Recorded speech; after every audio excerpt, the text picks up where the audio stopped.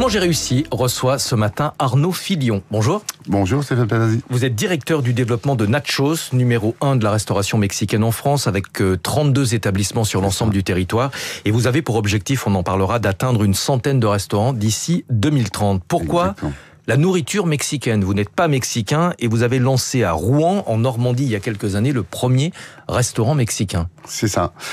Tout simplement parce que Benoît Leroy, qui est le fondateur de Nachos Mexican Good Food, en 2013, au retour d'un voyage d'études, a découvert cette restauration mexicaine et partant du constat qu'effectivement en France, c'était un des segments de restauration qui était très très peu développé par rapport aux autres pays.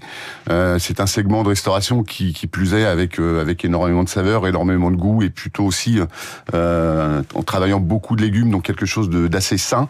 Et donc il a eu cette idée en rentrant de ce séjour lors duquel il avait pu pratiquer cette restauration, de lancer son propre concept autour du mexicain. Il y a eu en France une grande mode des restaurants Tex-Mex dans les années 90. Est-ce qu'aujourd'hui il y a le même engouement, le même attrait pour la nourriture mexicaine ? Alors il y a toujours le même attrait pour la nourriture mexicaine. Ce qu'il faut savoir, c'est qu'aujourd'hui la nourriture mexicaine, c'est la deuxième nourriture ethnique la plus consommée en France.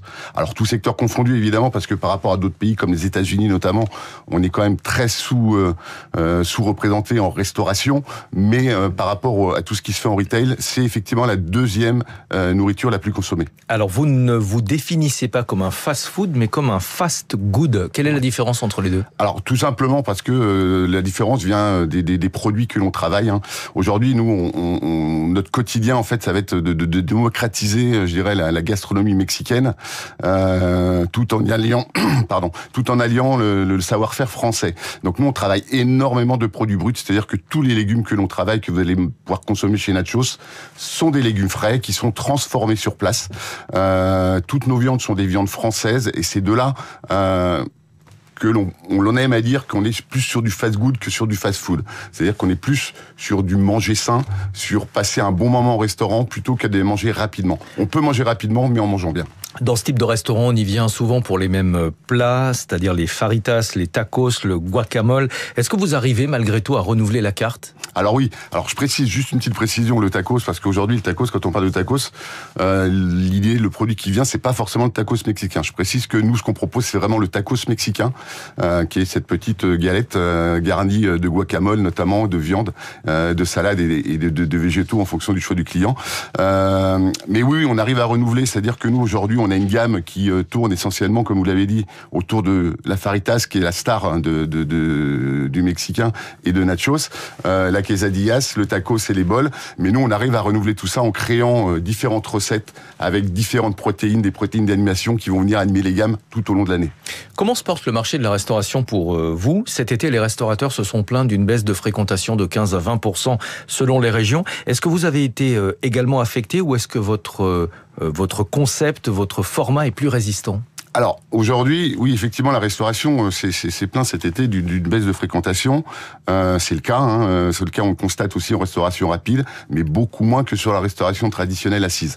Tout simplement, pourquoi ? Parce qu'on a un ticket moyen aussi, on a une offre qui est plus abordable, et puis on a effectivement, comme on l'a dit, ce phénomène d'animation. Alors, je dis pas que la restauration assise n'anime pas, c'est pas ce que je veux dire, mais tout simplement parce que la restauration rapide, le fast-good, est un petit peu plus accessible avec des budgets moyens plus modestes. Vous avez de grands projets de développement. Vous avez un objectif de 60 restaurants fin 2026, c'est-à-dire pratiquement 2 fois plus qu'aujourd'hui, et une centaine d'établissements en 2030, c'est-à-dire 3 fois plus qu'aujourd'hui. Comment est-ce que vous allez procéder ? Alors, tout d'abord, ce que je voudrais préciser, c'est que oui, ça c'est notre objectif qui est défini. Maintenant, on atteindra cet objectif qu'avec des profils de franchisés qualifiés et avec des emplacements numéro 1. C'est-à-dire que on veut pas aller faire du développement quantitatif pour faire du développement quantitatif. On va se baser avant tout sur le qualitatif. Maintenant, les leviers que l'on va activer pour pouvoir atteindre les objectifs, puisqu'un objectif, il est quand même là pour être atteint, c'est tout simplement d'aller axer tous les axes de développement que l'on peut exploiter. C'est-à-dire qu'on va travailler avec de nouveaux franchisés, c'est ce qu'on est en train de faire tous les jours, aller chercher les meilleurs profils pour qu'ils développent leur propre restaurant nachos. On va aller travailler avec nos franchisés en place pour qu'ils ouvrent leur deuxième, leur troisième, voire leur quatrième restaurant. C'est déjà le cas chez Nachos. On a 3 franchisés qui ont 2 ou 3 restaurants. Et puis on va aller axer tout ce qui est circuit alternatif.